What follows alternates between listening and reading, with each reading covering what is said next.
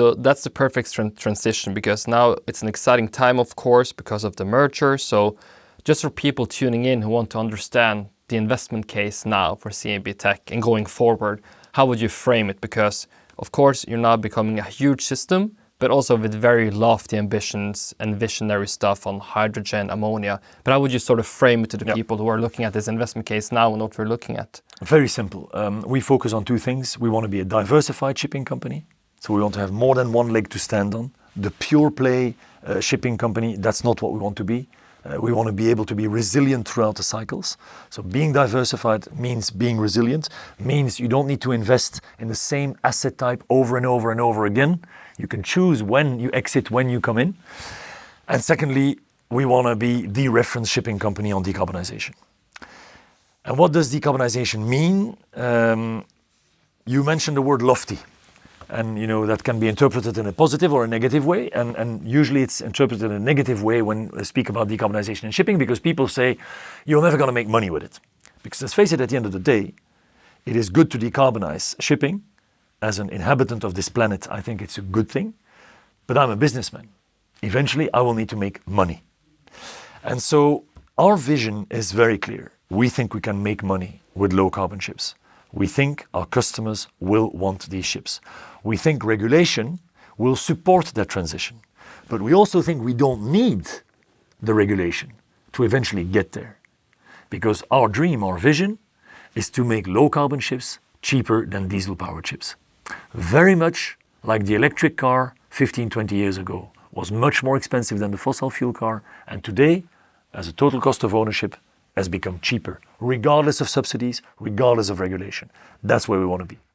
Yeah, that's a very interesting point. So obviously we're here in Belgium right now, you're close to the EU regulation. So this is not a forced play that regulation will force shipping into decarbonization, although it doesn't make economically sense. If regulation comes and it adds fuel to the fire, we're going to be very happy. We are in favor of IMO 2028. We are in favor of Fuel EU Maritime. We are in favor of the EU ETS, because obviously we have already the most modern ships that emit the least CO2, and we are building ships that can burn something else than fossil fuels that will emit zero CO2. So we will have an advantage if these regulations come in. But I think it's very important for your viewers to understand, we are not a non-profit organization. We need to make money with this. And so the way we've set it up is that our ships can burn ammonia, can burn hydrogen, but don't need to. If there's no hydrogen or ammonia available, if it's still too expensive, we can shift back to diesel, or we can even mix it. So we have assets that have cost us 10 to 20% more than a regular asset, but that can be traded all the way from 0% emissions to just regular diesel. We have the whole framework. So you have the optionality basically, and then Correct. The market can take care of itself. Because if you talk to the people who are much smarter than I am, they're calculating, okay, will it be cost efficient enough? Because ammonia is of course an attractive commodity for many other sectors as well. But in your mind, is it more to don't overthink it? I mean, if the market comes, it will come, and you can't really calculate the exact cost. And if it will come to shipping or not, or used to other purposes, but you have the optionality, and that's the most important thing to consider. Optionality is super important, but also you need to have a view on, will low carbon fuels eventually become cheaper than diesel? You need to take a view on that. LNG, as I just said, is not a low carbon fuel, has a certain cost. Methanol, I don't believe it's not a low carbon fuel because it contains carbon, and the whole green methanol story is basically based on biomethanol, biomass. So I don't think you will get a competitive product there. Ammonia, today, green ammonia produced with renewable electricity and seawater is probably 4 or 5 times more expensive than diesel today. Next year, we think that we will find green ammonia from places like China or India at 2 times the cost of diesel. The year thereafter, it could even be only 50% extra. Technology is going incredibly fast. The fall in costs of renewable electricity combined with the fall in cost of electrolyzers is going to make, in our view, hydrogen and ammonia much, much more competitive than the other low carbon fuels, and eventually much more competitive than diesel. That's really our conviction.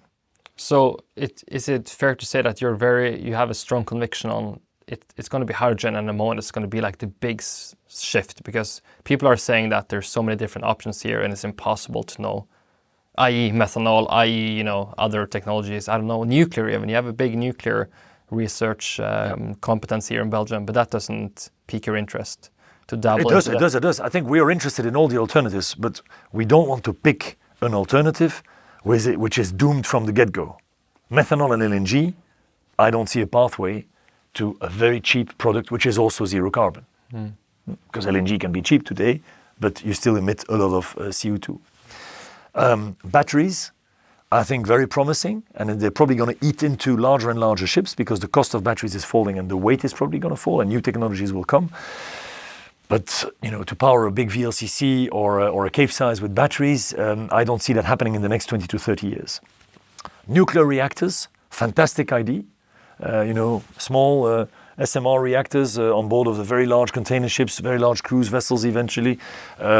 Great, but I think the regulatory framework will take decades to allow private operators like ourselves to enter ports with a small nuclear reactor. I don't see that happening again in the next 2 to 3 decades, even though I think the technology is very, very promising and obviously zero carbon.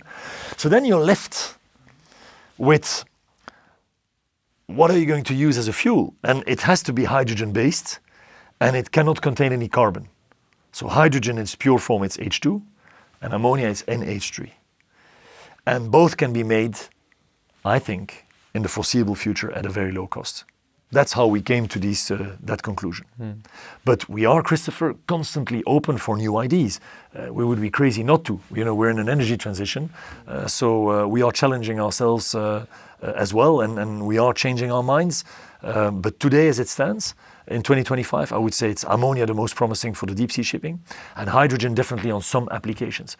Even though I think some applications will move to batteries, where previously we thought hydrogen, and some applications that we thought were going to go to hydrogen might even go to ammonia. But that's going to be a very fluid evolution in the next couple of years.